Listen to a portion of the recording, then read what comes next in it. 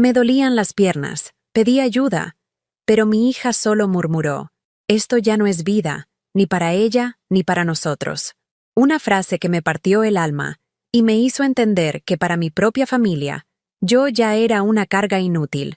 Hoy voy a contarte algo que nunca pensé que contaría. Y si tú, por un segundo, sientes que esto te parece familiar, solo te pido que dejes un like y te suscribas. Me va a ayudar a continuar desahogándome. Me llamo Elisa Herrera, tengo 70 años y vivo en una pequeña casa de adobe en las afueras de Guadalajara, Jalisco.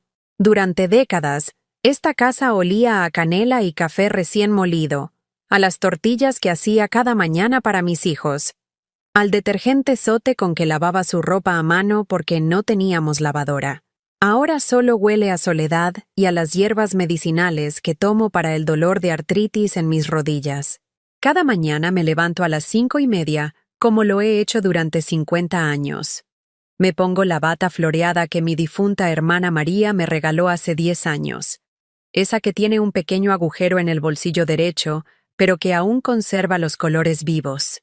Camino hasta la cocina arrastrando las pantuflas de tela sobre el piso de cemento pulido, y mientras caliento el agua para el té de manzanilla, miro por la ventana hacia el patio donde antes crecían mis geranios rojos. Los geranios se secaron hace meses. Ya no tengo fuerzas para cargar las cubetas de agua desde la llave del fondo hasta las macetas. Mis manos, deformadas por años de trabajo duro, ya no pueden sostener el peso como antes, pero cada mañana sigo mirando hacia ese rincón vacío, recordando cuando Sebastián, mi hijo menor, tenía 8 años y me ayudaba a regarlas después de la escuela. «Mami, ¿por qué las flores rojas son las más bonitas?», me preguntaba mientras sostenía la manguera de plástico verde, empapándose los zapatos escolares. «Porque las cosas hermosas necesitan más cuidado, mijo», le respondía yo, acariciando su cabello negro y rebelde. Ahora Sebastián tiene 43 años. Vive en una casa de 2 pisos en Zapopan, con su esposa Abril y mi nieto Emiliano de 6 años. Ya no me pregunta por las flores. De hecho, ya casi no me pregunta nada. La semana pasada era martes. Lo recuerdo porque los martes voy al mercado de Tonalá a comprar verduras baratas con los últimos pesos de mi pensión. Regresé a casa cargando una bolsa de nylon desgastada, llena de jitomates que estaban empezando a ponerse blandos, pero que aún servían para hacer salsa. Mis piernas me dolían tanto que tuve que sentarme 3 veces en el camino de regreso, apoyándome en las bancas de concreto que están frente a la farmacia Guadalajara. Cuando finalmente llegué a casa, vi que tenía una llamada perdida de Sebastián. Mi corazón se aceleró como siempre que veo su nombre en la pantalla rajada de mi celular viejo. Tal vez me invita a cenar, pensé. ¿O quiere que vaya a cuidar a Emiliano este fin de semana? Marqué de regreso con los dedos temblorosos, apoyando el teléfono contra mi oreja derecha, la que todavía escucha bien. ¿Bueno? Hola, mijo. ¿Cómo estás? Vi que me llamaste. Ah, sí, mamá. Oye, ¿te acuerdas que Emiliano va a cumplir 6 años el sábado? Por supuesto que me acordaba. Llevaba 3 semanas tejiendo un suéter azul marino con pequeños barquitos bordados, usando el estambre que compré con el dinero que ahorré no comprando pollo durante 2 semanas. Mis dedos artríticos tardaron horas extra cada noche, pero quería que fuera perfecto para mi nieto. Claro que me acuerdo, mijo, ya tengo su regalo listo. Bueno, pues, es que vamos a hacer una pequeña reunión. Abril invitó a unas familias de la escuela de Emiliano, gente de su trabajo también. Va a estar muy concurrido. Una pausa. El silencio se sintió pesado, como cuando las nubes grises se juntan antes de una tormenta. ¿Crees que podrías mejor venir otro día? Para que Emiliano pueda disfrutar su regalo con más calma, ¿me entiendes? Las palabras me golpearon como un puñetazo en el estómago. Me senté en la silla de madera junto a la mesa de la cocina, esa que cruje cada vez que alguien se mueve, y traté de encontrar mi voz. Pero, Sebastián, soy su abuela. Es mi nieto. Sí, mamá, ya sé. Pero es que, bueno, tú sabes cómo es Abril con las reuniones. Le gusta que todo sea elegante. Y tú a veces te pones muy sentimental, cuentas historias del pasado, y la gente no entiende. ¿Qué historias, mijo? ¿Te avergüenzas de cómo te crié? No es eso, mamá. Es solo que es diferente ahora. Tenemos otro tipo de vida. La gente que viene tiene hijos en colegios privados, manejan carros nuevos. No quiero que te sientas incómoda. Incómoda. La palabra se quedó flotando en el aire de mi cocina pequeña, mezclándose con el olor a gas del boiler viejo y el vapor que salía de mi taza de té. Sebastián no quería que yo me sintiera incómoda, pero en realidad no quería que sus nuevos amigos me vieran. No quería explicar por qué su madre vivía en una casa humilde, por qué usaba ropa de tianguis, por qué sus manos estaban ásperas y manchadas por años de lavar ropa ajena para ganar dinero extra. Está bien, mijo, logré decir, aunque mi voz sonaba quebrada. Entiendo. Te prometo que la próxima semana vamos a ir a verte. Emiliano puede estrenar su regalo allá, en tu casa. Pero yo sabía que no vendría la próxima semana, ni la siguiente. Llevaba 2 meses sin ver a mi nieto, desde que Abril decidió que las visitas a la abuela interrumpían la rutina de estudios del niño.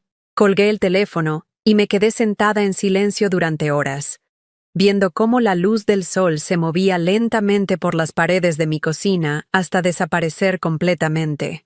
El suéter azul con barquitos quedó doblado sobre mi cama, esperando una ocasión que tal vez nunca llegaría. Esa noche, mientras preparaba un huevo frito para cenar, porque mi pensión apenas alcanza para lo básico, encontré en el cajón de la cocina una fotografía vieja de cuando Sebastián tenía 12 años. Estábamos en la Plaza de Armas de Guadalajara, después de una tarde de domingo. Él sonreía con los dientes chuecos que nunca pude pagar que le arreglaran, y yo lo abrazaba fuerte, orgullosa, sin importarme que mi vestido fuera del tianguis o que mis zapatos estuvieran gastados. En esa foto, yo era su héroe.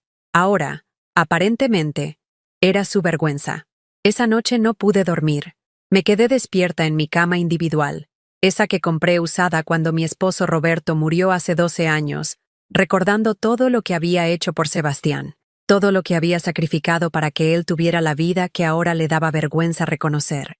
Cuando Sebastián tenía 17 años y quería estudiar administración de empresas en el ITESO, yo trabajaba de 5 de la mañana a 10 de la noche. Limpiaba oficinas en el centro de Guadalajara desde el amanecer, luego corría a lavar ropa ajena en las casas de las colonias Americana y del Valle, y por las noches vendía tamales que preparaba en mi cocina.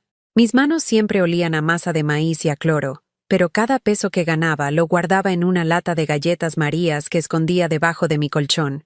«Mijo, vas a ser el primer profesionista de la familia», le decía mientras contaba billetes arrugados sobre la mesa de la cocina. «Tu papá hubiera estado orgulloso». Roberto había muerto en un accidente en la construcción cuando Sebastián tenía 15 años.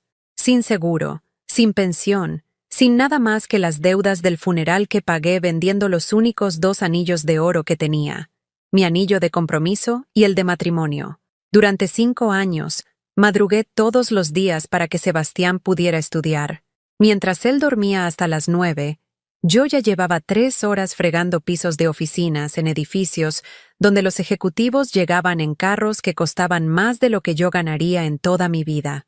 Mientras él almorzaba en la cafetería de la universidad con sus compañeros, yo comía tortillas con frijoles parados en la cocina de alguna casa donde trabajaba. Nunca le dije que había días en que no comía para que él pudiera comprar sus libros. Nunca le conté que dejé de ir al médico durante años porque sus mensualidades eran más importantes que mi salud. Cuando me dolían las rodillas por estar arrodillada limpiando pisos, me tomaba ibuprofeno del genérico y seguía trabajando. El día de su graduación, llegué a la universidad con mi único vestido decente, uno verde olivo que había sido de mi hermana María.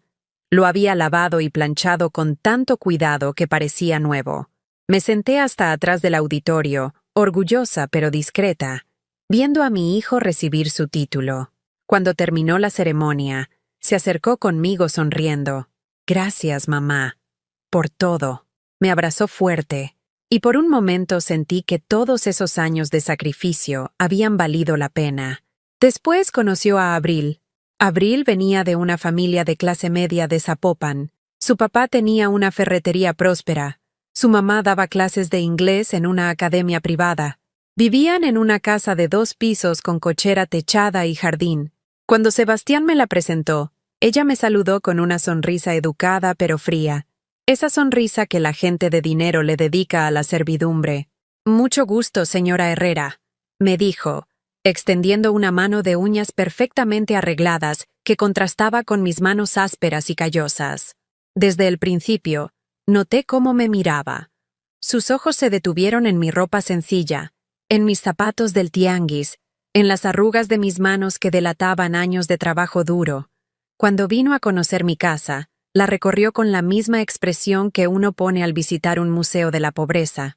«¡Qué acogedor!», dijo, mirando mi sala con los muebles que había comprado de segunda mano y forrado yo misma. Pero yo la recibí con cariño. Preparé mole rojo desde cero, ese que me tomaba 2 días hacer, pero que era la especialidad de la familia. Puse mi mejor mantel, el bordado a mano que había sido de mi madre. Serví en los platos de Talavera que guardaba para ocasiones especiales. Abril apenas probó la comida. «Está muy condimentado para mi estómago», me explicó con una sonrisa forzada. «Yo como más light, ¿me entienden?» Sebastián no dijo nada, solo bajó la mirada, como si se disculpara por la comida de su madre. Cuando se casaron, yo ahorré durante 8 meses para poder contribuir con algo a la boda. Vendí mis gallinas, empeñé la cadena de oro que había sido de mi mamá, y trabajé turnos extra limpiando oficinas los fines de semana. Logré juntar 30,000 pesos, toda mi fortuna. «Es para que empiecen su vida juntos, mijo», le dije, entregándole un sobre con los billetes. «Sé que no es mucho, pero es todo lo que tengo». Sebastián lloró cuando recibió el dinero. Me abrazó como cuando era niño. «Mamá, no tenías que hacer esto. Los hijos no son una obligación, son un regalo de Dios», le respondí, acariciando su mejilla. «Y tú has sido mi mayor regalo». Con ese dinero compraron los electrodomésticos para su casa nueva. Abril eligió una lavadora automática, un refrigerador de acero inoxidable, una estufa integral, cosas que yo nunca había tenido. Cosas que había soñado tener durante años mientras lavaba ropa a mano en un lavadero de cemento. Cuando nació Emiliano, fue el día más feliz de mi vida después del nacimiento de mis propios hijos. Mi primer nieto.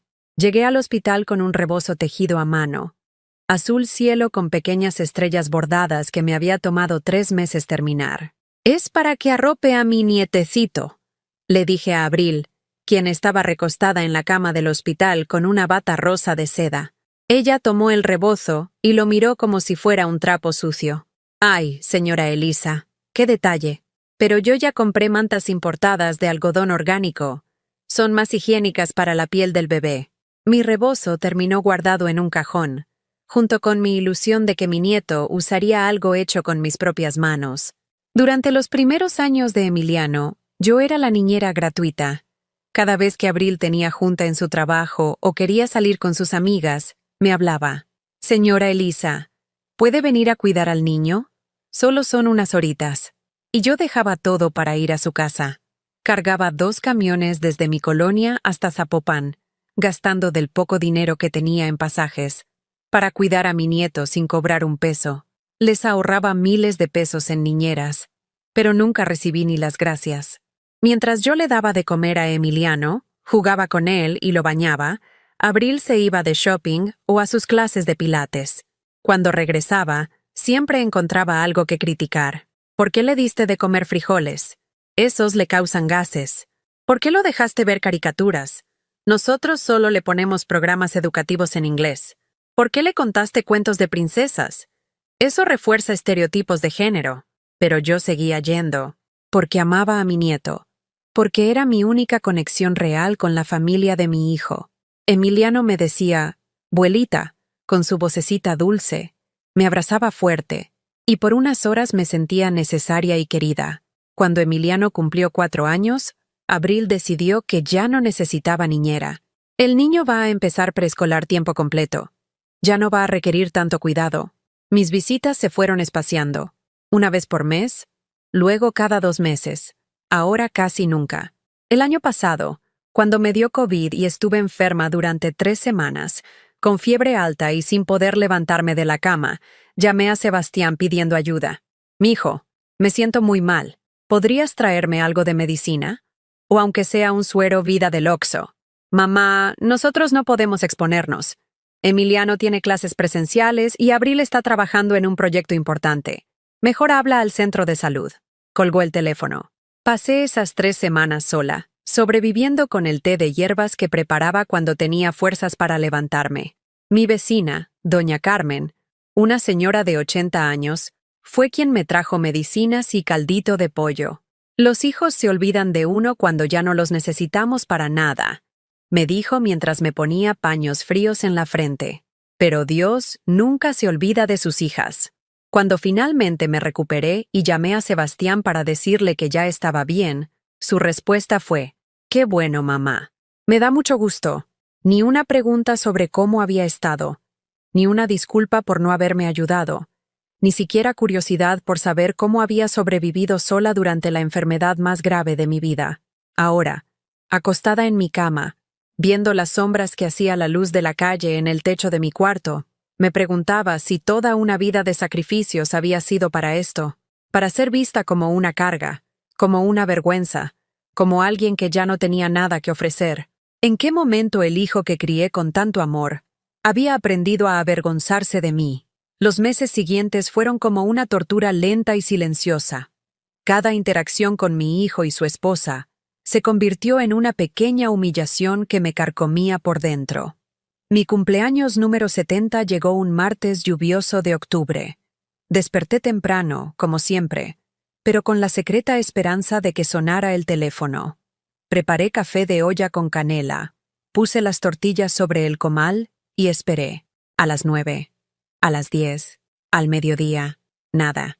A las 3 de la tarde, cuando ya había perdido toda esperanza, recibí un mensaje de WhatsApp de Sebastián, ni siquiera una llamada. Un mensaje: «Feliz cumpleaños, mamá. Que tengas un buen día». Un emoji. Mi hijo me mandó un emoji para celebrar 7 décadas de mi vida. Abril, ni siquiera eso. Doña Carmen, mi vecina, se apareció a las 5 con un pequeño pastel de chocolate que había comprado en la panadería San Juan. «Para que no pases tu día sola, Elisita», me dijo con sus ojos bondadosos llenos de arrugas. Lloramos juntas mientras comíamos pastel con café recalentado. Ella tenía 80 años y recordaba mi cumpleaños. Mi hijo de 43 lo había olvidado hasta último momento. 2 semanas después, Emiliano se enfermó de gripe. Abril me habló desesperada. «Señora Elisa, necesito que venga. Emiliano tiene fiebre y yo tengo una presentación muy importante en la oficina. No puedo faltar». Dejé todo y tomé 2 camiones bajo la lluvia. Llegué empapada a su casa, con mi viejo paraguas roto que ya no servía para nada. Cuidé a mi nieto todo el día, le di sus medicinas, le preparé caldito de pollo, le conté cuentos hasta que se durmió. Cuando Abril regresó por la noche, ni siquiera me preguntó cómo había estado el niño. ¿Ya se tomó todos los medicamentos? ¿No le diste nada dulce? ¿Lo bañaste con agua tibia? Preguntas como interrogatorio, como si yo fuera una empleada inexperta y no la abuela que había criado a su propio hijo. «Sí, Abril, todo está bien. Emiliano ya está mejor». «Bueno, pues gracias. Sebastián la va a llevar a la parada del camión». La parada del camión, como si fuera la sirvienta que regresaba a su casa después del turno. Sebastián manejó en silencio los 10 minutos hasta la avenida. Antes de bajarme, traté de hablar con él. «Mijo, ¿está todo bien? Siento que casi no hablamos ya». «Todo está bien, mamá. Solo que andamos muy ocupados. Ya sabes, el trabajo, la escuela de Emiliano, los compromisos sociales». Compromisos sociales. Así le decía a las reuniones donde yo no era bienvenida. ¿Y si un día de estos vienen a comer a la casa? Puedo hacer pozole rojo, de ese que te gustaba tanto. Ay, mamá, es que Abril está haciendo dieta. Ya casi no comemos guisados pesados. Más bien comida orgánica, ensaladas, cosas así. Mi pozole rojo, la receta que había sido de mi abuela y que había pasado de generación en generación, ahora era comida pesada. Me bajé del carro con el corazón encogido. Sebastián ni siquiera esperó a que llegara hasta la parada. Arrancó antes de que yo cruzara la calle. El Día de Muertos llegó con esa melancolía hermosa que solo octubre puede traer a México. Monté mi ofrenda en la mesa del comedor, como había hecho durante 50 años. Puse las fotos de Roberto, de mis padres, de mi hermana María. Flores de cempasúchil que compré en el tianguis, veladoras, pan de muerto de la panadería del barrio, un vasito de tequila para Roberto y café de olla para mi mamá. Le mandé fotos a Sebastián por WhatsApp, esperando que tal vez quisiera venir con Emiliano a conocer a sus ancestros, a que le contara historias de su abuelo que murió cuando él era tan pequeño. Su respuesta llegó horas después. «Qué bonita se ve, mamá». Nosotros fuimos al Panteón Americano a dejar flores en las tumbas de los papás de Abril. El Panteón Americano, el cementerio privado donde están enterradas las familias con dinero. Sebastián había ido a honrar a los muertos de su esposa, pero no tuvo tiempo para honrar a los suyos propios. En diciembre, cuando empezaron las posadas en el barrio, invité a Sebastián y su familia. Es en casa de doña Carmen, mijo. Van a ver ponche, buñuelos, música. Emiliano se va a divertir mucho rompiendo piñatas con los otros niños. Ay, mamá, es que esas fiestas son muy ruidosas. Emiliano está acostumbrado a ambientes más controlados. Ambientes controlados. Mi nieto, que tenía sangre de este barrio, de esta gente trabajadora y cariñosa, estaba siendo criado para despreciar sus raíces. Pero lo que más me dolió fue el 12 de diciembre. Ese día siempre había sido especial en nuestra familia. Íbamos juntos a la Basílica de Guadalupe en Guadalajara, no la de México porque era muy lejos, pero nuestra iglesia local siempre hacía una misa hermosa. Después comíamos tamales en el atrio, y los niños corrían entre los puestos de flores y veladoras. Roberto y yo llevábamos a Sebastián desde que era bebé. Incluso después de que Roberto murió, Sebastián y yo seguimos yendo juntos hasta que se casó. Este año marqué temprano. Mijo, ¿vamos a ir a misa de la Virgen? Como siempre.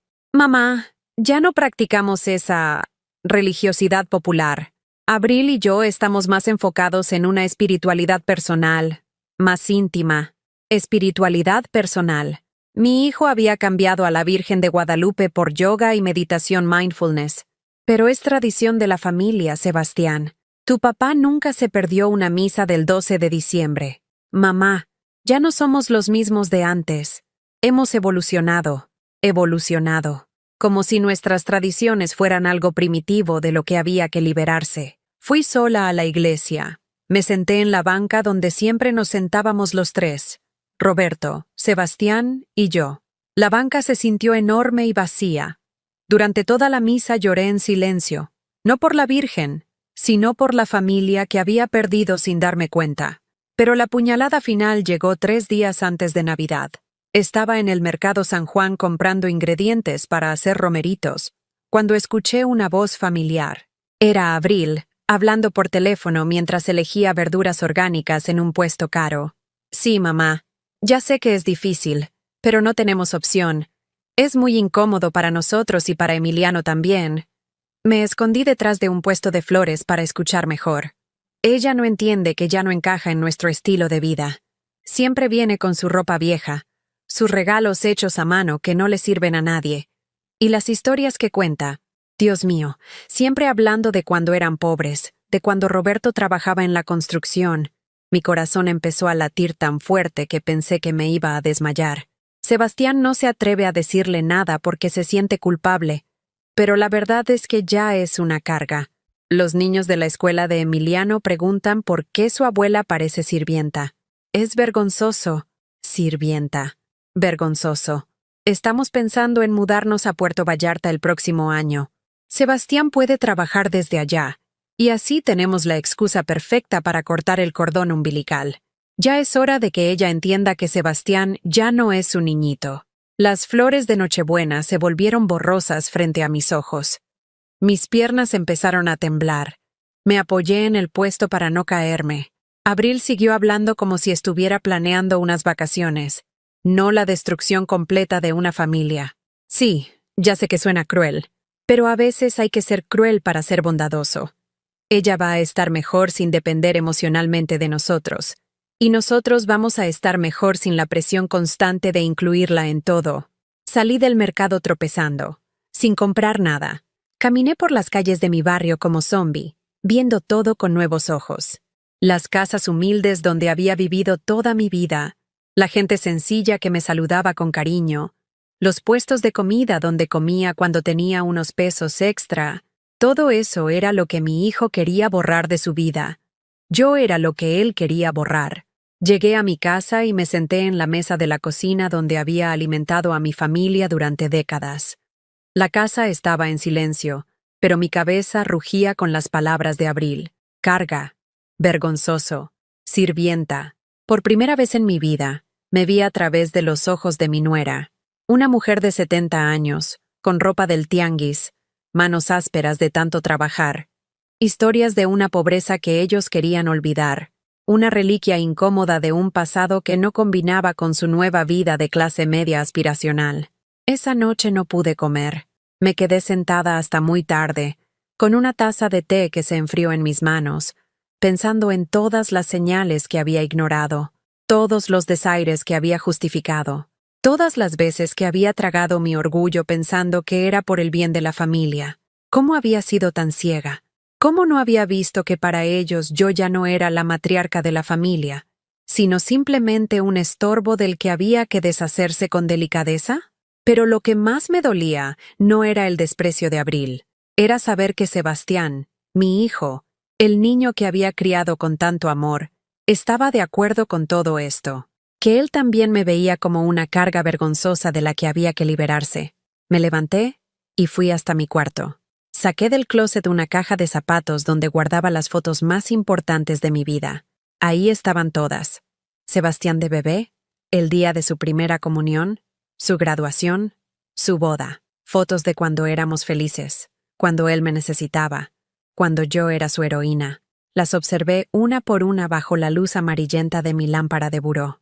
En cada imagen, yo sonreía con orgullo, con amor incondicional, con la certeza de que estaba construyendo algo hermoso y duradero. Ahora todas esas fotos se sentían como mentiras, como evidencia de una estafa emocional que había durado décadas. Por primera vez en mi vida, me pregunté si tal vez era hora de dejar de ser la madre abnegada que todo lo perdona y todo lo permite. Si tal vez era hora de dejar de comprar amor con sacrificios que nadie valoraba.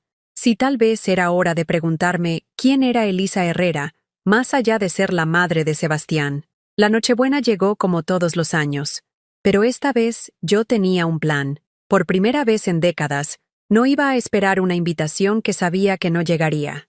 No iba a quedarme sentada en mi cocina sola, imaginando la cena familiar de la que había sido excluida. Esa mañana me levanté temprano y me arreglé con más cuidado del que había puesto en meses. Me puse mi vestido azul marino, el que guardaba para ocasiones especiales, y los aretes de perlas falsas que había comprado en el centro años atrás. Me peiné con gel, y hasta me puse un poco de labial coral que tenía guardado en el tocador. A las 11 de la mañana, tomé el camión hacia Zapopan. En mis manos llevaba una pequeña bolsa con los regalos de Navidad que había preparado. Una bufanda tejida para Sebastián, un delantal bordado a mano para Abril, y un dinosaurio de fieltro que había cosido para Emiliano durante las noches de insomnio. Cuando llegué a su casa, la cochera estaba llena. Reconocí el carro de los padres de Abril, un Sentra blanco, y otros 2 autos que no conocía. Por las ventanas se veía luz cálida y se escuchaban risas. La familia perfecta celebrando su Nochebuena perfecta. Toqué el timbre con el corazón acelerado. Abril abrió la puerta, y su cara cambió completamente cuando me vio. La sonrisa social que tenía preparada para recibir invitados se transformó en una expresión de pánico mal disimulado. «Señora Elisa, ¿qué hace aquí? Vengo a cenar con mi familia», respondí con una tranquilidad que me sorprendió a mí misma. «Es Nochebuena, pero nosotros no... Es decir, no sabíamos que iba a venir. Soy la abuela de Emiliano y la madre de Sebastián. No sabía que necesitaba invitación para ver a mi familia en Nochebuena». Desde la sala llegó la voz de Sebastián. «¿Quién es, amor?» Abril me miró con ojos de súplica, como rogándome que me fuera sin hacer escándalo. Pero yo ya había tomado mi decisión. «Es tu mamá», gritó Abril hacia adentro, con una voz tensa que trató de sonar normal. El silencio que siguió fue tan espeso que se podía cortar con cuchillo. Las conversaciones de la sala se detuvieron por completo. Escuché pasos apurados y la voz de Sebastián murmurando algo que no pude entender. Finalmente, mi hijo apareció en la puerta. Su cara mostraba una mezcla de vergüenza y fastidio que me partió el corazón. «Mamá, ¿qué haces aquí? ¿No te dije que íbamos a hacer algo pequeño? Solo la familia de Abril. ¿Y yo qué soy, Sebastián?» La pregunta quedó flotando en el aire frío de diciembre. Mi hijo no tenía respuesta, o al menos no una que se atreviera a decir en voz alta. «Pasa, señora», dijo Abril finalmente, con la cortesía forzada de quien recibe a un vendedor a domicilio. «Pero ya terminamos de cenar. Solo estamos con el postre y el café». Entré a la casa que había ayudado a amueblar con mis ahorros, donde había cuidado a mi nieto cientos de veces, donde había cocinado y limpiado sin que nadie me lo pidiera. Ahora me sentía como una intrusa. En la sala estaban los padres de Abril, don Fernando y doña Claudia, sentados en el sofá de cuero que yo había ayudado a pagar. Al verme, se levantaron con educación, pero sin calidez. «Señora Herrera», me saludó don Fernando con un apretón de manos breve. ¡Qué sorpresa! También estaban una pareja joven que no conocía, probablemente amigos de la oficina de Sebastián, y una mujer elegante de unos 50 años, que después supe era la hermana de Abril. Emiliano corrió hacia mí desde el rincón donde había estado jugando con juguetes caros que yo no podía comprarle. «Buelita, ¿viniste a cenar conmigo?» «Claro que sí, mi amor», le dije, abrazándolo fuerte. Su abrazo inocente fue lo único genuino de toda esa noche. Me sentaron en una silla que trajeron apresuradamente de la cocina, mientras todos los demás tenían lugares asignados en la mesa del comedor. Me sirvieron los restos de pavo en un plato de plástico. Los platos de porcelana ya estaban en el lavavajillas. Y me ofrecieron agua natural, mientras los demás tomaban vino importado. La conversación se reanudó con una forzada normalidad. Hablaron de sus trabajos, de viajes que habían hecho o planeaban hacer, de restaurantes caros donde habían cenado. Yo permanecí en silencio, comiendo mi pavo frío y observando. La hermana de Abril contaba sobre su reciente viaje a Europa. «París está divino en esta época. Fuimos a cenar a este restaurante increíble cerca de la Torre Eiffel. Costó una fortuna, pero la experiencia valió cada euro. Nosotros estamos pensando en irnos a Puerto Vallarta para Año Nuevo», comentó Sebastián, evitando mi mirada. «Renté una casa frente al mar por una semana. Puerto Vallarta. Confirmación de lo que había escuchado en el mercado. Ya tenían planes de alejarse, de construir una vida donde yo no existiera. ¿Y Emiliano no va a extrañar a su abuelita si se van tan lejos?», pregunté con inocencia fingida. El silencio volvió a caer sobre la mesa como una manta pesada. «Mamá», dijo Sebastián con voz de advertencia, «no empieces.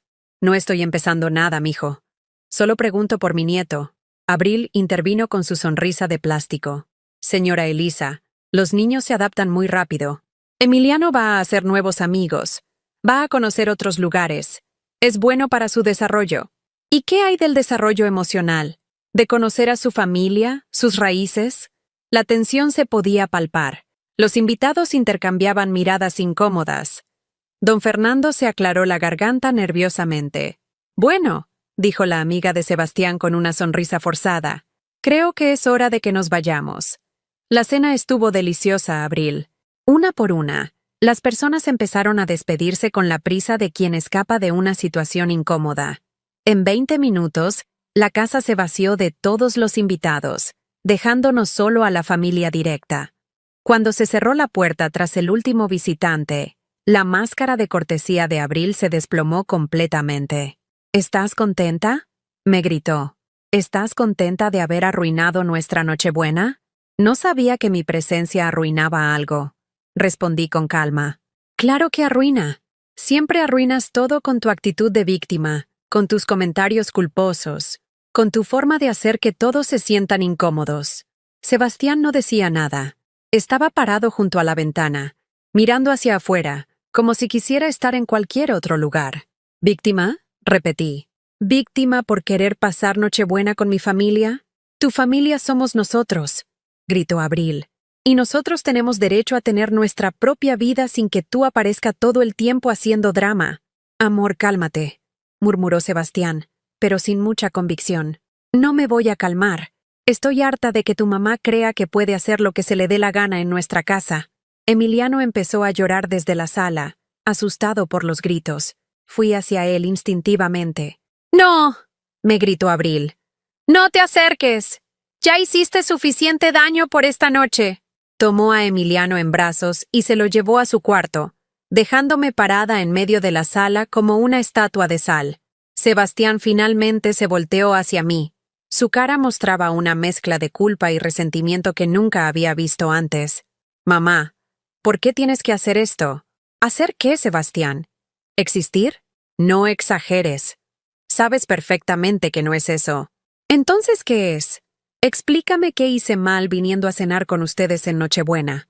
Él se pasó las manos por el cabello, frustrado. Es que es complicado, mamá. Nosotros tenemos un círculo social ahora. Gente del trabajo, padres de la escuela de Emiliano. Y tú siempre dices cosas que... ¿Qué? Que nos hacen quedar mal. Hablas del pasado, de cuando éramos pobres, de papá trabajando en la construcción. Esa gente no entiende eso. Es incómodo. Ahí estaba. Finalmente lo había dicho. Me avergonzaba. Se avergonzaba de mí, de su padre muerto, de la vida que habíamos construido juntos con tanto amor y sacrificio. Entiendo, dije con una tranquilidad que no sentía. ¿Te avergüenzas de mí? No es eso. Entonces, ¿qué es? Es que... Dios mío, mamá, ya no tengo 15 años. Ya no necesito que me cuides, que me protejas, que estés encima de mí todo el tiempo. ¿Estar encima de ti? ¿Eso es lo que crees que hago? Sí, siempre llamando, siempre queriendo venir, siempre recordándome cosas del pasado que ya no importan. Déjame crecer. Déjame tener mi propia familia. Sus palabras me golpearon como bofetadas. Cada una era un puñal directo al corazón de una madre que había dedicado su vida entera a ese hijo que ahora me veía como un estorbo. Tu propia familia, repetí lentamente. ¿Y yo qué soy? Eres mi mamá, pero ya no eres mi única familia. Tengo esposa, tengo hijo, tengo responsabilidades. Y necesito que respetes eso. Respetar. Todo se reducía a que yo tenía que respetar, ceder, desaparecer cuando fuera conveniente para ellos. Está bien, dije finalmente. Entiendo perfectamente. Me dirigí hacia donde había dejado mi bolsa con los regalos. Los saqué uno por uno y los puse sobre la mesa de centro. Estos son sus regalos de Navidad. Los hice pensando en ustedes, con cariño, pero veo que esas cosas ya no tienen valor en esta familia. Mamá, no seas dramática. No soy dramática, Sebastián. Solo estoy entendiendo cuál es mi lugar, o más bien, que ya no tengo lugar. Tomé mi bolsa y me dirigí hacia la puerta. Sebastián me siguió. ¿A dónde vas? Ya es muy tarde para que andes en camión. No te preocupes. Ya no soy tu responsabilidad. ¿Recuerdas? Salí de esa casa sintiendo que acababa de enterrar algo que había sido lo más importante de mi vida durante décadas. Pero por primera vez en meses, también sentí algo que no había experimentado en mucho tiempo, una extraña sensación de libertad. Ya no tenía que fingir que las migajas de afecto que me daban eran suficientes. Ya no tenía que mendigar amor a quienes claramente ya no me querían en sus vidas. Mientras esperaba el camión en la parada solitaria, bajo la luz amarillenta del poste, me di cuenta de que algo fundamental había cambiado en mí esa noche. Por primera vez en mi vida, había dejado de ser solo la madre de Sebastián. Ahora tenía que descubrir quién era Elisa Herrera cuando nadie la necesitaba. El 25 de diciembre desperté a las 11 de la mañana. Por primera vez en 50 años. No me levanté al amanecer. No había nadie para quien preparar desayuno. Nadie que esperara tortillas recién hechas o café de olla hirviendo. La casa estaba en silencio, pero no era el silencio vacío de la soledad. Era el silencio lleno de posibilidades de alguien que por fin era dueña de su tiempo. Me quedé en la cama otros 20 minutos, simplemente sintiendo la comodidad de las sábanas tibias y escuchando los sonidos del barrio. Niños jugando con juguetes nuevos en los patios, música de alguna radio lejana, el grito del vendedor de tamales que trabajaba incluso en Navidad. Cuando finalmente me levanté, no me puse la bata vieja. Busqué en el closet y saqué un camisón de algodón azul que había comprado hace años, pero nunca usado, porque era muy bonito para todos los días. Hoy decidí que todos los días podían ser bonitos. Fui a la cocina y por primera vez en décadas, no preparé café para 2 personas por costumbre. Puse una sola medida en la cafetera. Corté una sola naranja.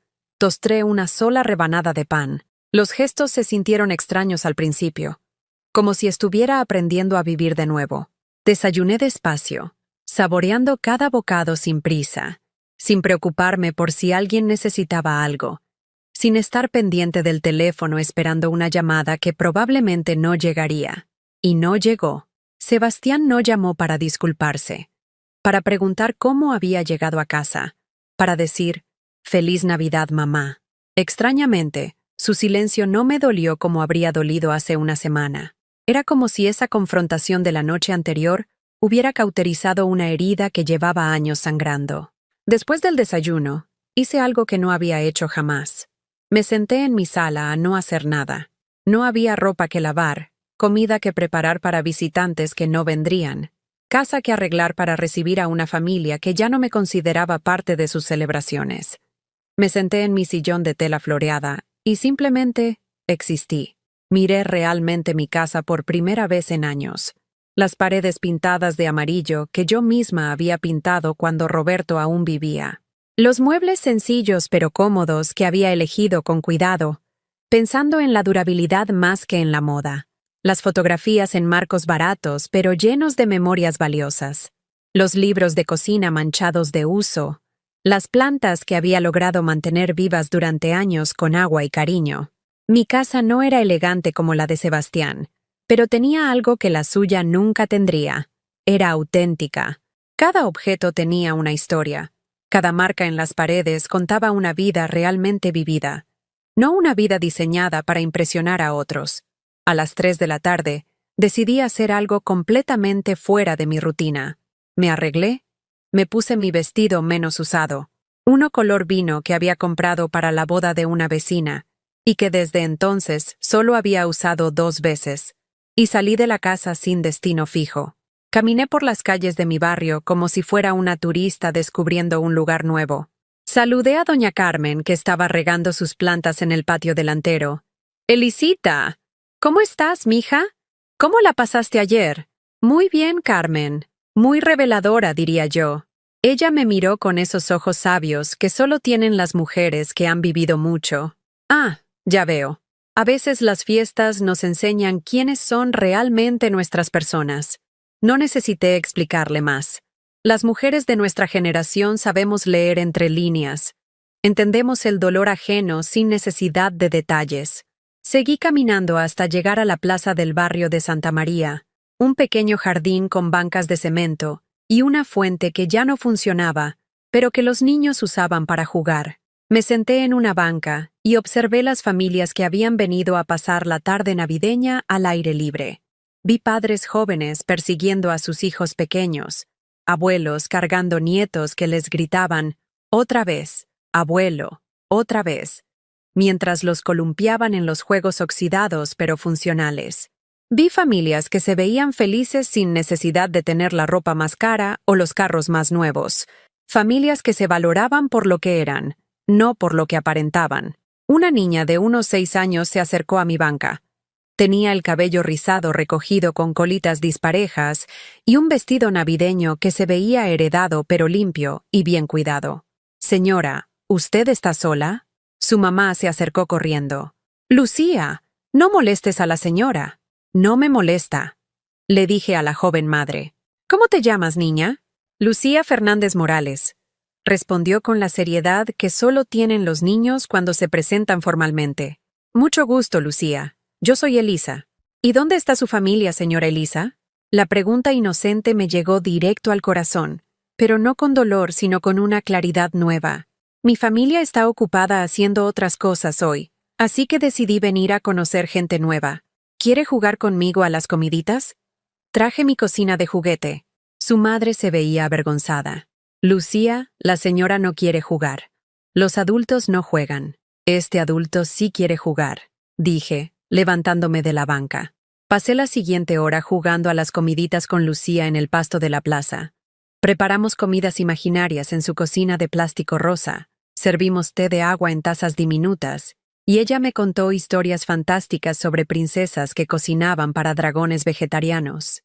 Cuando fue hora de que se fuera con su familia, Lucía me abrazó las piernas. «Señora Elisa, ¿va a venir mañana? Puedo traer más juguetes. No sé si pueda venir mañana, pequeña. Pero si vengo, te busco. ¿Me promete?» Miré sus ojos brillantes, llenos de la confianza que solo tienen los niños que aún no han aprendido que los adultos a veces rompen sus promesas. «Te prometo que si vengo, te busco». Su sonrisa iluminó toda la plaza. Regresé a casa al atardecer, con una sensación en el pecho que no había experimentado en meses. No era felicidad exactamente, pero tampoco era tristeza. Era algo nuevo. Paz. Una paz que venía de haber pasado un día completo siendo simplemente Elisa, no la madre de Sebastián, no la abuela que mendigaba tiempo con su nieto, no la suegra tolerada, solo Elisa. Esa noche, mientras preparaba una cena sencilla para una persona, sonó el teléfono. Mi corazón se aceleró por un momento, pensando que podría ser Sebastián llamando para disculparse, pero el número en la pantalla era desconocido. «¿Bueno? ¿Señora Elisa Herrera?» «Sí, soy yo. Habla el licenciado Martínez, de la Notaría Pública número 47. Disculpe que la moleste en estas fechas, pero tengo un asunto urgente que discutir con usted. ¿Podría venir a mi oficina mañana por la mañana?» Un notario que me buscaba el día de Navidad. Mi mente corrió por todas las posibilidades. Algún problema legal, alguna deuda de Roberto que hubiera aparecido después de tantos años, algún error burocrático que necesitara mi firma. ¿Es algo grave, licenciado? Al contrario, señora. Es algo muy bueno, pero prefiero explicárselo en persona. ¿Podría venir mañana a las 10? Sí, ahí estaré. Esa noche me quedé despierta hasta tarde, no por preocupación, sino por curiosidad. ¿Qué podía ser tan bueno que un notario me buscara el día de Navidad? Pero más que eso, me quedé despierta disfrutando el silencio de mi casa, planeando qué haría al día siguiente. Por primera vez en décadas, mi agenda no dependía de las necesidades de otros. No tenía que preguntarle a nadie si podía salir. No tenía que estar disponible por si Sebastián necesitaba algo. No tenía que guardar energía para cuidar a Emiliano. Mi tiempo era mío. La mañana del 26 de diciembre me arreglé con cuidado. Me puse mi mejor blusa, una blanca con pequeñas flores bordadas que había comprado en el tianguis, pero que se veía elegante, y mi falda azul marino más nueva. Me peiné con gel, y hasta me puse los aretes de perlas que guardaba para ocasiones especiales. Llegué a la notaría 15 minutos antes de la cita. El licenciado Martínez era un hombre de unos 60 años, calvo y con lentes, que me recibió con una sonrisa genuina. «Señora Herrera, gracias por venir. Siéntese, por favor». Su oficina olía a papel viejo y café, con paredes llenas de libros jurídicos y diplomas enmarcados. Me senté en la silla de cuero frente a su escritorio, con las manos entrelazadas sobre mi bolsa. «Señora, vengo a darle una noticia que va a cambiar su vida completamente». Mi corazón empezó a latir más fuerte. ¿Se acuerda de su hermana María Elena Herrera González? Por supuesto, era mi hermana mayor. Murió hace 5 años. ¿Sabía usted que su hermana había emigrado a Estados Unidos en los años 80? Sí, claro. Se fue a trabajar a California. Perdimos contacto hace muchos años. Intenté buscarla cuando murió Roberto, pero nunca pude localizarla. El licenciado sonrió y abrió una carpeta gruesa. Su hermana nunca se olvidó de usted, señora Herrera. Trabajó durante 40 años como cocinera en un restaurante mexicano en Los Ángeles. Nunca se casó, no tuvo hijos. Y antes de morir, dejó muy claro en su testamento que usted era su única heredera. Las palabras flotaron en el aire como plumas que mi mente no podía atrapar. ¿Heredera? Su hermana acumuló durante 4 décadas un patrimonio considerable. Una casa pagada en Los Ángeles, cuentas de ahorro y un negocio próspero. Señora Herrera, usted acaba de heredar aproximadamente 3 millones de pesos mexicanos. El mundo se detuvo. La oficina se volvió silenciosa. Mi respiración se cortó. 3 millones de pesos. La mujer que había vivido toda su vida contando centavos, que había vendido sus anillos de matrimonio para pagar un funeral, que comía frijoles con tortillas para ahorrar dinero, acababa de convertirse en una mujer con medios económicos. ¿Está seguro? Completamente seguro. Aquí están todos los documentos. Solo necesitamos que firme algunos papeles y podemos iniciar el proceso de transferencia. Salí de esa notaría con las piernas temblorosas y una carpeta llena de documentos que certificaban que mi vida acababa de cambiar para siempre. Pero lo más extraño de todo era que mi primera reacción no fue pensar en Sebastián, en cómo esta herencia podría ayudarlo, en cómo podría ser la abuela generosa que comprara el cariño de su familia. Mi primera reacción fue sentarme en la banca del parque frente a la notaría y preguntarme, ¿qué quiere hacer Elisa Herrera con esta segunda oportunidad? Una semana después de conocer sobre la herencia, decidí que era hora de cerrar un capítulo de mi vida para poder abrir otro. No había hablado con Sebastián desde la Nochebuena, y él tampoco había intentado contactarme. Ese silencio mutuo me confirmó lo que ya sabía. Nuestra relación se había roto de una manera que quizás ya no tenía reparación. Pero había cosas que tenía que decir, cosas que había callado durante años por miedo, por costumbre, por esa creencia equivocada de que las madres siempre deben perdonar y olvidar. Ya no era esa mujer. El martes por la mañana, marqué a Sebastián desde el teléfono fijo de mi cocina. Mi voz sonaba distinta, más firme de lo que había sonado en años.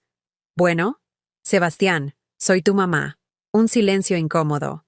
«Ah, hola mamá. ¿Cómo estás? Necesito que vengas a mi casa. Tú, Abril y Emiliano. Hoy a las 6 de la tarde. ¿Para qué? Tenemos que hablar. Mamá, si es por lo de la Nochebuena, ya te dije que... No es una invitación, Sebastián. Es una cita. Estaré esperándolos a las 6. Colgué el teléfono antes de que pudiera responder. Mis manos no temblaron. Mi corazón no se aceleró. Por primera vez en décadas, yo había puesto las condiciones.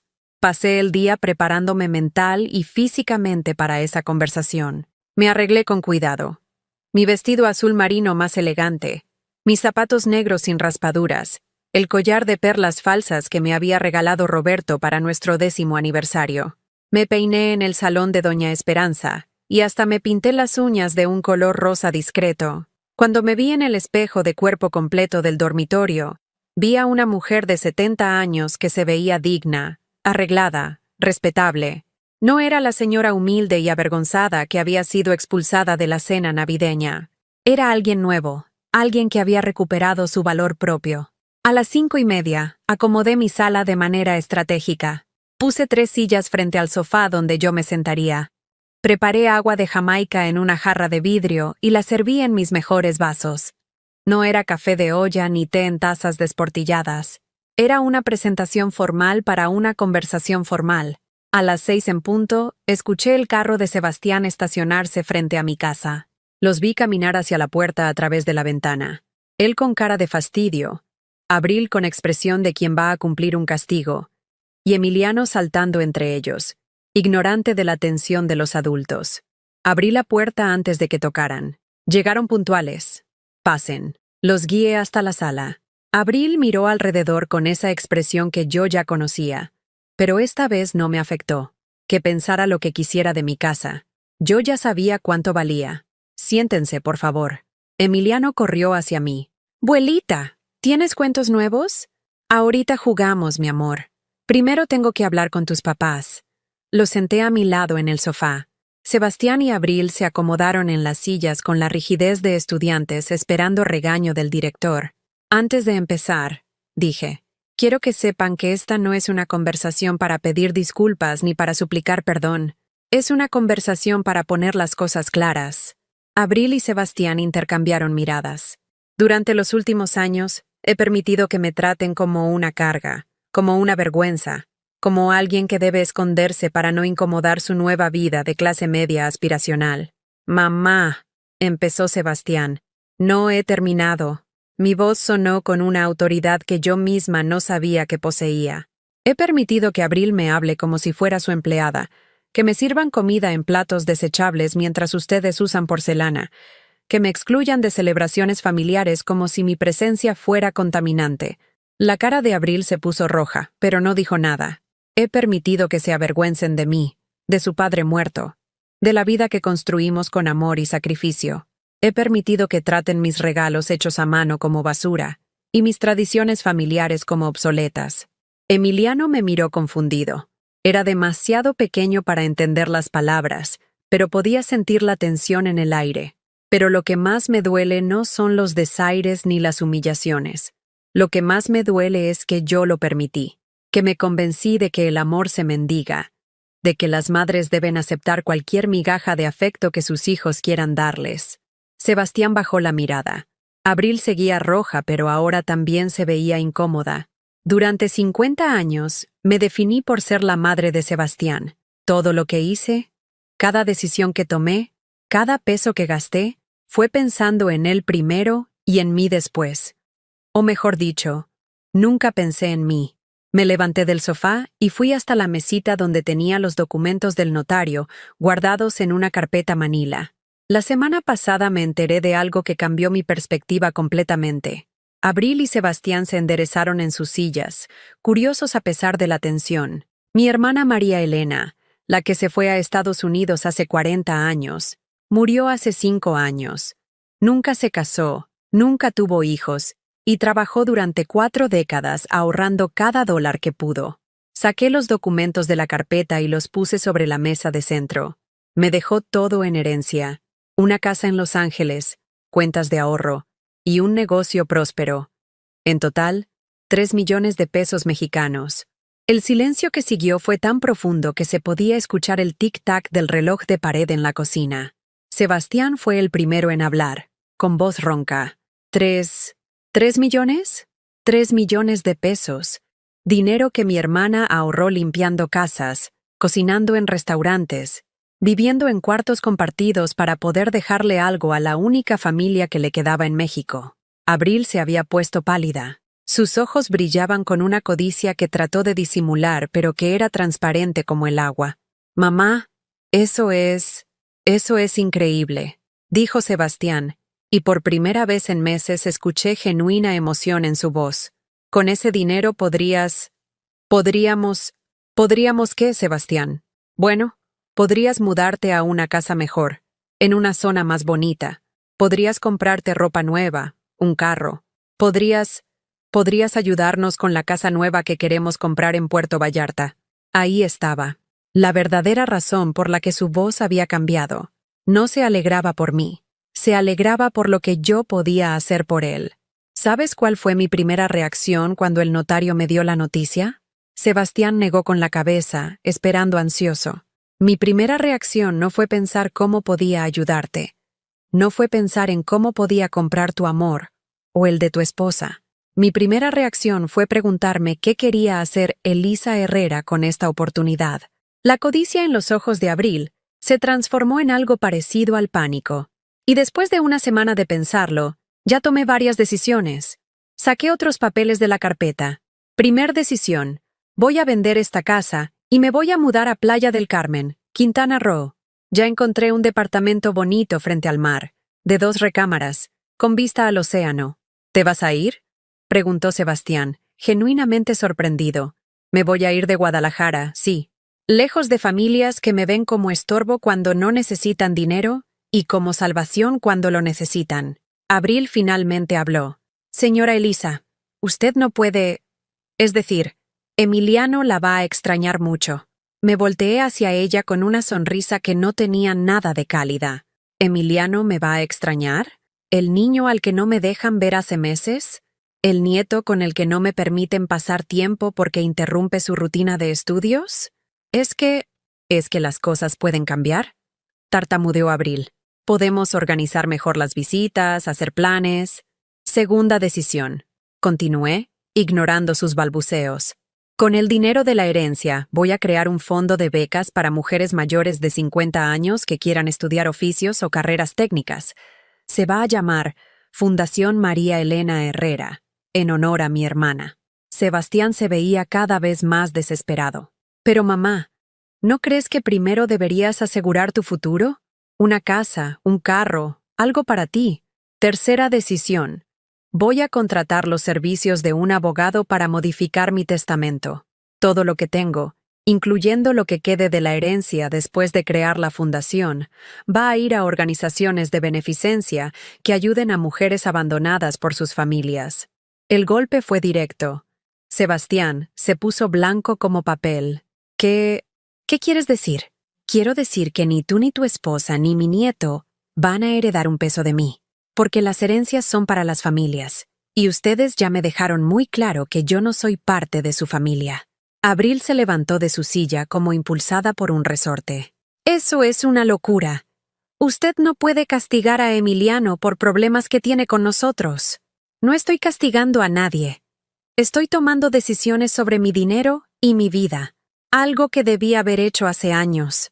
Sebastián también se levantó, con cara de desesperación. Mamá, por favor, no hagas esto. Podemos arreglar las cosas. Podemos empezar de nuevo. ¿Empezar de nuevo? ¿Como cuando me echaste de la cena de Nochebuena? ¿Como cuando me dijiste que te avergonzabas de nuestro pasado? ¿Como cuando tu esposa me llamó carga y vergüenza? Yo nunca dije eso, gritó Sebastián. No, no lo dijiste, pero tampoco me defendiste cuando ella lo dijo. Me dirigí hacia la puerta principal, indicando que la conversación había terminado. Ya tomé mis decisiones. En 2 semanas me mudo a Playa del Carmen. Si algún día Emiliano quiere conocer a su abuela, que me busque cuando sea mayor de edad y pueda tomar sus propias decisiones. Abril corrió hacia mí con lágrimas en los ojos, lágrimas que llegaron 40 años tarde. Señora Elisa, por favor, reconsidere. Todos cometemos errores. Podemos cambiar, pueden cambiar todo lo que quieran, pero ya no va a ser mi problema ni mi responsabilidad. Abrí la puerta y me quedé esperando a que salieran. Sebastián tomó a Emiliano de la mano y caminó hacia la puerta como zombi.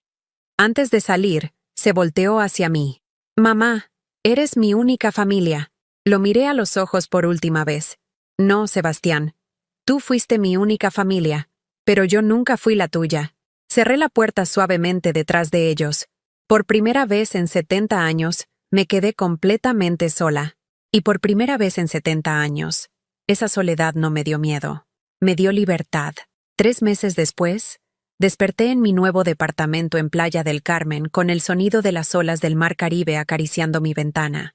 No había despertador, no había prisa, no había nadie esperando que le preparara desayuno. Solo el ritmo suave del océano y la luz dorada del amanecer filtrándose por las cortinas blancas de lino que había elegido personalmente. Me levanté despacio, disfrutando la ausencia de dolor en mis rodillas.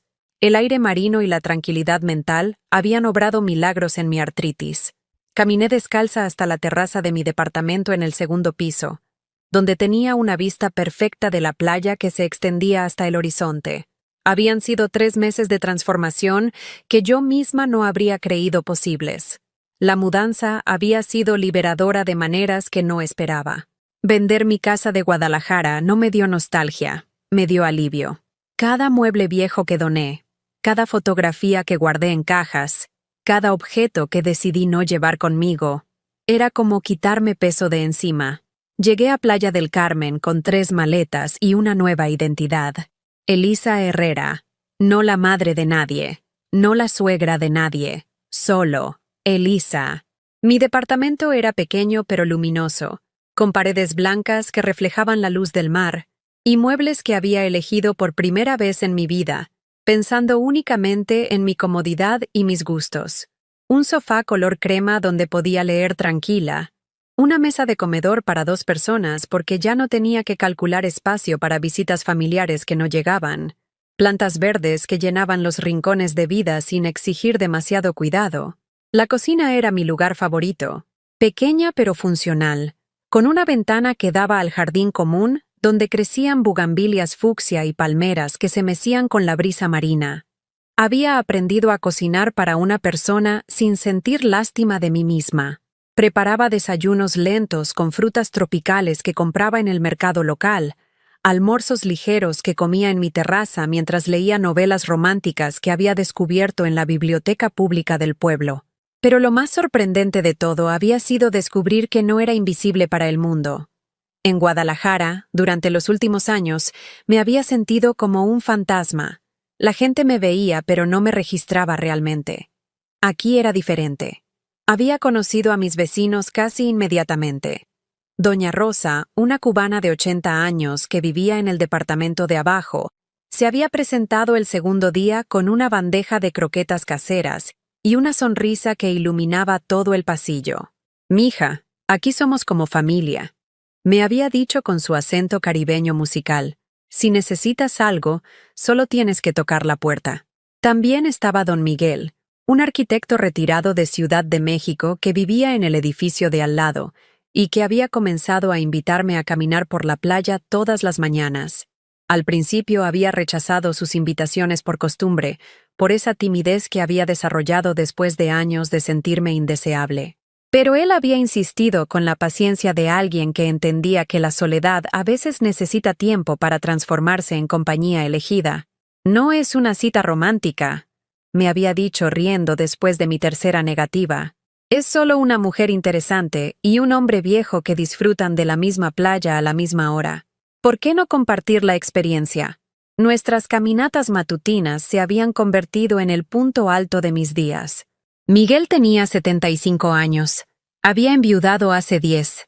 Y tenía esa sabiduría tranquila de alguien que había aprendido a disfrutar la vida sin expectativas dramáticas. Hablábamos de libros, de arquitectura, de los cambios que habíamos visto en México durante nuestras décadas de vida. Nunca me preguntaba por mi familia ni por mi pasado más allá de lo que yo quisiera compartir. Un mes después de llegar, había hecho algo completamente impensable. Me había inscrito en clases de natación en el club deportivo del pueblo. ¿Natación?, había preguntado doña Rosa con sorpresa divertida. ¿A los 70 años? ¿Por qué no?, había respondido, sorprendiéndome a mí misma con mi audacia. Vivo frente al mar más hermoso del mundo, y nunca he aprendido a nadar. Es el momento perfecto. La instructora era una joven de 25 años llamada Fernanda, con la paciencia infinita que se necesita para enseñarle a una señora mayor que el agua no es enemiga sino aliada. Las primeras clases habían sido humillantes. Yo, flotando como tabla con ayuda de un tubo inflable mientras niños de 8 años nadaban a mi alrededor como peces. Pero la humillación había durado poco. Después de décadas de sentirme torpe e inadecuada en la vida de mi hijo, descubrir que podía aprender algo completamente nuevo me había dado una confianza que no había experimentado nunca. Ahora podía nadar 20 metros sin parar. No era olímpico, pero para una mujer que había pasado 70 años creyendo que ya no podía aprender nada nuevo, era un milagro personal. Las tardes las dedicaba a algo que tampoco había hecho jamás. Actividades que me daban placer sin justificación utilitaria. Había descubierto la biblioteca municipal, un edificio pequeño pero acogedor donde podía pasar horas leyendo sin prisa, sin culpa, sin la sensación de que debería estar haciendo algo más productivo para otros. También había comenzado a tomar clases de pintura en acuarela en el Centro Cultural del pueblo. La maestra, una artista local llamada Carmen Leticia, había visto algo en mis primeros intentos torpes que yo no sabía que existía. «Tiene usted una sensibilidad muy especial para los colores», me había dicho después de mi tercera clase. «Sus puestas de sol tienen una melancolía hermosa». Melancolía hermosa. Nadie había usado jamás palabras así para describir algo que yo hubiera creado. Mis acuarelas eran simples. Atardeceres sobre el mar, palmeras meciéndose en la brisa, pequeños rincones del mercado local con sus colores vibrantes. Pero eran mías. Completamente mías, creadas sin pensar en si a alguien más le gustarían o si tenían algún propósito práctico. Los fines de semana había comenzado a explorar la región. Rentaba un carro pequeño y manejaba hasta cenotes escondidos, pueblos coloniales, ruinas mayas que había visto en fotografías toda mi vida pero nunca imaginé que podría visitar. Viajaba sola, sin prisa, deteniéndome donde quería, comiendo donde me provocara, hablando con locales que me contaban historias de sus lugares. En Valladolid había conocido a una familia que vendía textiles tradicionales. La abuela, doña Esperanza, Me había enseñado técnicas de bordado maya que habían pasado de generación en generación durante siglos. El bordado es como la vida, me había dicho mientras guiaba mis manos torpes sobre la tela. Cada puntada tiene que tener intención, pero también tiene que fluir naturalmente hacia la siguiente. Había comprado telas e hilos, y ahora pasaba las noches bordando manteles y servilletas que usaba en mi propio comedor, para mis propias comidas, sin pensar en si alguien más apreciaría el trabajo. Pero quizás el cambio más profundo había ocurrido cuando finalmente había ido a un salón de belleza por primera vez en mi vida adulta. En Guadalajara, siempre me había cortado el cabello en peluquerías baratas del barrio, cortes prácticos que no requerían mantenimiento ni productos caros. Aquí, doña Rosa me había llevado casi a rastras a un salón moderno en la zona hotelera. «Mija, tienes el cabello más bonito que he visto, pero lo traes como si fueras monja de clausura», me había dicho sin filtros. «Déjame que te presenten a Rodrigo. Ese muchacho tiene manos de ángel». Rodrigo había sido un joven estilista gay de 30 años, con tatuajes en los brazos y una personalidad efusiva que me había intimidado al principio. «Señora, usted tiene una estructura ósea preciosa», me había dicho, levantando mi cabello canoso con manos expertas. «Vamos a hacer que se vea como la reina que es». El resultado había sido una transformación que me había hecho llorar frente al espejo. Un corte moderno pero elegante que enmarcaba mi cara, mechas sutiles que iluminaban mi cabello gris natural, un maquillaje ligero que resaltaba ojos que yo no sabía que podían verse bonitos. «¿Quién es esa mujer?», había susurrado viendo mi reflejo. «Es usted, señora», había respondido Rodrigo con orgullo. «Solo que ahora se ve por fuera como la mujer fuerte que siempre ha sido por dentro». Esa mujer fuerte se había atrevido a hacer algo impensable. Había comenzado a salir a cenar sola a restaurantes. Al principio había sido aterrador. Sentarme en una mesa para una persona, ordenar una copa de vino, comer despacio mientras observaba a las parejas y familias a mi alrededor. Había sentido que todos me miraban con lástima, que susurraban sobre la señora sola que claramente no tenía familia que la invitara. Pero gradualmente había descubierto que la mayoría de la gente estaba demasiado ocupada con sus propias vidas para juzgar la mía, y los pocos que sí notaban mi presencia, a menudo la registraban con respeto más que con lástima. Una noche, en un restaurante italiano frente al mar, el mesero había comentado: «Es admirable ver a una mujer que disfruta su propia compañía. No es común». Su comentario me había hecho reflexionar. Durante 70 años, había definido mi valor por mi utilidad para otros. Ahora, por primera vez, estaba aprendiendo a valorarme por mi propia compañía, por mis propios pensamientos, por mi propia capacidad de crear belleza y experiencias para mí misma. Una tarde, mientras pintaba un atardecer particularmente espectacular desde mi terraza, sonó mi teléfono. Era un número de Guadalajara que no reconocía. «¿Bueno? ¿Señora Elisa Herrera?» «Sí, soy yo. Habla la maestra Patricia, del Instituto Benito Juárez. Soy la maestra de Emiliano Mendoza, su nieto». Mi corazón se detuvo por un momento. «Emiliano, mi nieto. Sí, soy su abuela. Señora, la llamo porque Emiliano ha estado preguntando por usted constantemente. Dice que quiere escribirle una carta, pero no sabe su dirección. ¿Sería posible que usted le escribiera? El niño está... bueno, parece estar pasando por un momento difícil». Después de colgar, me quedé sentada en mi terraza hasta que las estrellas aparecieron sobre el mar Caribe. Emiliano me recordaba. Me extrañaba. Quería escribirme. Por primera vez en meses, pensé en Guadalajara no con dolor, sino con una ternura distante, como quien recuerda un sueño que fue hermoso en su momento, pero que ya pertenece al pasado. Esa noche, bajo la luz de mi nueva lámpara de mesa, escribí la primera carta de mi nueva vida.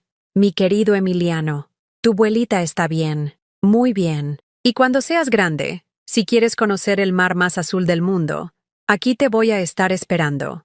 Elisa pasó la noche en vela, dándole vueltas a esas palabras de su hija y su nuera.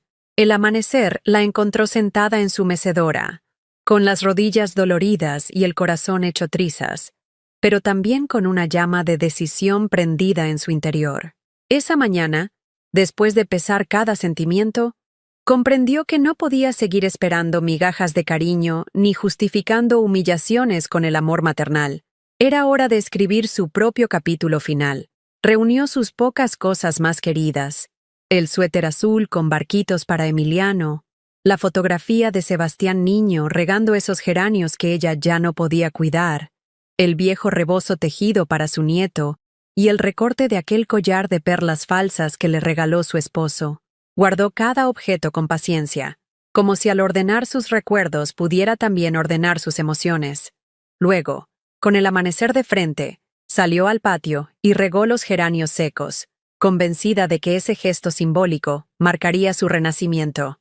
Durante los días siguientes, usó su pensión para pagar un pequeño cuarto en una vecindad humilde pero colorida, donde las vecinas la saludaban con afecto y la invitaban a compartir sus tortillas recién hechas. Por primera vez en años, la pobreza no fue motivo de culpa, sino de complicidad. Comprendió que no estaba sola, que había toda una comunidad de personas mayores que luchaban cada día con el dolor, la soledad y la memoria de lo que alguna vez fue. Empezó a levantarse sin el peso de la obligación. Disfrutaba del frío matinal mientras caminaba despacio por la calle empedrada, saludando a los vendedores de tamales y a los abuelos que, como ella, se habían quedado sin un lugar en la familia moderna. Compró un cuaderno económico donde fue escribiendo su historia, no para que alguien más la leyera, sino para descubrir su propia voz. Página tras página, reconstruyó sus sueños olvidados: retomar la costura, aprender nuevas recetas de salsa, compartir relatos de su infancia con quien quisiera escuchar. Un día conoció a don Raúl, un jubilado de la panadería vecina, que vendía bolillos con mantequilla al amanecer. Él la invitó a charlar sobre el vaivén de la vida, y juntos descubrieron que tenían heridas similares: hijos que los habían apartado por vergüenza o conveniencia, viudas que habían sido invisibles tras la muerte de sus parejas, abuelos prohibidos de ver a sus nietos. De aquella amistad brotó el impulso de organizar tertulias en la plaza del barrio, para conversar, reír y llorar entre iguales, compartiendo un café tibio y saboreando el alivio de la comprensión mutua. Elisa recuperó la alegría de confeccionar prendas. Tejió un chal para doña Carmen, la vecina que le prestó un plato cuando no tenía qué cenar. Cosió fundas bordadas para las almohadas de los niños del orfanato local, y con sus manos divinas transformó retazos de tela en mandalas de color. Cada puntada era un acto de rebeldía contra la idea de que ya no servía para nada. En cada diseño se leía un mensaje silencioso: aquí estoy, existo, importo. Con el nuevo cuarto alquilado y una red de amigos solidarios, Elisa sintió el impulso de volver a Guadalajara, no para mendigar perdón ni restituir un lugar que ella misma decidió abandonar, sino para contar su historia en la iglesia del barrio de Coyoacán. Pidió permiso para dar un pequeño testimonio tras la misa dominical. Con voz firme y ojos humedecidos, relató su experiencia: la madre que sacrificó todo por sus hijos, la abuela relegada por una nuera acomodada, y la mujer que, al borde de la rendición, encontró la fuerza para rescatarse a sí misma. Al terminar, no hubo aplausos estruendosos, pero sí abrazos cálidos de quienes la escucharon. Una joven madre dijo: me hizo dar cuenta de que a veces damos por sentadas a las abuelas. Un sacerdote murmuró: este testimonio es una lección de dignidad, y varios adultos mayores la felicitaron por animarse a compartir el dolor y la victoria. Fue un acto de justicia poética. La voz de Elisa resonó en el lugar donde tantas veces se sintió silenciosa. Su mensaje viajó luego en cadenas de WhatsApp y en conversaciones familiares. Algunos de los que la habían excluido comenzaron a replantearse actitudes egoístas. No todos pidieron perdón, pero muchos reconocieron que habían sido cómplices del desprecio. Su hijo Sebastián, conmovido por aquel eco comunitario, envió un mensaje sencillo: mamá, vi tu testimonio. Estoy orgulloso de ti. No excusaba el pasado, pero abría una puerta a la reconciliación con nuevos términos: el respeto mutuo. Sin embargo, Elisa supo que la verdadera victoria no era reconciliarse con ellos, sino reconciliarse consigo misma. Ya no necesitaba la aprobación de sus hijas o nietos para sentir que era valiosa. Su familia elegida eran ahora aquellos que la acompañaban en la plaza, los amigos del taller de costura, y quienes la esperaban con una taza de café en el asilo vecinal. Había aprendido que la sangre no garantiza amor, y que la verdadera familia se construye con gestos de respeto, solidaridad y reconocimiento mutuo. Con su testimonio, Elisa no solo cerró un ciclo de dolor, sino que encendió una llama de esperanza en mujeres de su misma edad que se sentían invisibles. Fundó un grupo de apoyo que creció rápidamente. Abuelas con Voz, lo llamaron. Se reunían cada semana para leer, coser, tomar té y planificar acciones para visibilizar la vejez como etapa de plenitud y dignidad. Participaron en ferias de artesanía, en campañas de respeto intergeneracional en escuelas y en foros municipales para abogar por el derecho de los adultos mayores a una vejez activa y valorada. En su nuevo hogar en Guadalajara, porque al final decidió volver, no a depender de quienes la habían humillado, sino para fundar un centro cultural en la casa de su infancia, Elisa abrió su taller de bordado y costura creativa. Atendía a alumnos de todas las edades, compartiendo no solo técnicas, sino las historias que cada tela guardaba en sus hilos. Muchos jóvenes la buscaron para aprender de su sabiduría y agradecerle el ejemplo de resiliencia. Los geranios finalmente volvieron a florecer en su patio restaurado. Cada flor roja recordaba el momento en que su pequeño Sebastián la cuidaba, y ahora servía de símbolo de que el cuidado puede ser recíproco, ya no solo por los niños, sino por la mujer que aprendió a cuidar de sí misma primero. Sus manos, antes deformadas por el trabajo duro y doloridas por la artritis, ahora danzaban sobre la tela con la elegancia de quien ha encontrado propósito y belleza en cada fibra. Con el corazón reparado y la autoestima resurgida, Elisa Herrera transformó el dolor familiar en motor de cambio social. Su propia experiencia se convirtió en la lección que compartía con otros. Aprender a valorarse, a poner límites, a dejar ir lo que lastima y a construir una tribu de apoyo. Comprendió que la vida puede ser una sucesión de despedidas dolorosas, pero también un lienzo en blanco para cada nuevo comienzo. Llegado aquí, la vida le enseñó que el amor propio no está reservado a los jóvenes ni a los ricos, sino que es un derecho de todos, en cualquier etapa, que poner límite no es egoísmo, sino un acto de respeto hacia uno mismo y hacia quienes nos rodean, que la verdadera fortaleza surge cuando, a pesar de las heridas, somos capaces de alzar la voz, tomar decisiones valientes y extender la mano a quienes caminan en la misma oscuridad. Lección de vida. Nunca es tarde para reencontrarte contigo mismo, para aprender a decir basta a lo que te destruye y sí a lo que te construye. El amor familiar es hermoso, pero no debe ser a costa de tu dignidad. La familia que vale es la que se elige cada día con respeto, empatía y reconocimiento mutuo. ¿Alguna vez has vivido o conoces a alguien que haya pasado por algo parecido? Responde en los comentarios. Si te gustó el video, deja tu like y suscríbete al canal para que este mensaje llegue a alguien que lo necesita.